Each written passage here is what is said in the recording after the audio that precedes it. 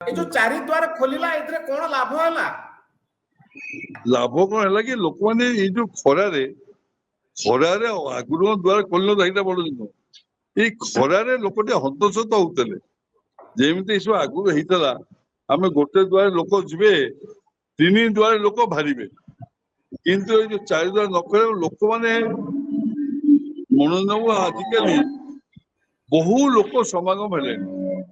ପୁରୀରେ ଦୈନିକ ରଥଯାତ୍ରା ହଉଛି, ସେଥି ଯୋଗୁ 4 ଦ୍ୱାର ଆମେ ଖୋଲିଲୁ। 4 ଦ୍ୱାର ସରକାର କୁହାହେଲା 4 ଦ୍ୱାର ଖୋଲ, ଯେ ଲୋକମାନେ ଯିବେ ଦେଖିବା କଣ ହଉଛି। ଏଇ ତ 2 ଦିନ ହେଲା ଖୋଲିଛି, ପ୍ରଚୁର ଭିଡ ହଉଛି, ଲୋକଙ୍କର ଟିକେ ଅସୁବିଧା ହଉଛି। ଆମେ ଦେଖିବା ଗୋଟେ ମାସରେ କଣ ରଥ ପାଇଁ ବ୍ୟବସ୍ଥା ହଉଛି, ଦେଖିବା ଗୋଟେ ମାସରେ କଣ ହଉଛି କଣ ନ ହଉଛି। ତ ବର୍ତ୍ତମାନ କୁହାଯାଉଛି ଯେ ବାହାରେ ବହୁତ ଭିଡ ହଉଥିଲା, କିନ୍ତୁ ଭିତରେ ବହୁତ ଭିଡ ହବାର ଲାଗିଲାଣି। ସବୁ ଲୋକ ହଁ ସେଇଆ ବର୍ତ୍ତମାନ ପରା। ମନ୍ଦିର ଭିତରେ। ନାଇଁ ସେଇଆ କାଲି ମୁଁ ପରଦିନ ତ ଖୋଲିଲା, କାଲି ସେଇ ଜିନିଷ ମୁଁ ଦେଖୁଥିଲି, ଭିତରେ ବହୁତ ଭିଡ ହଉଛି।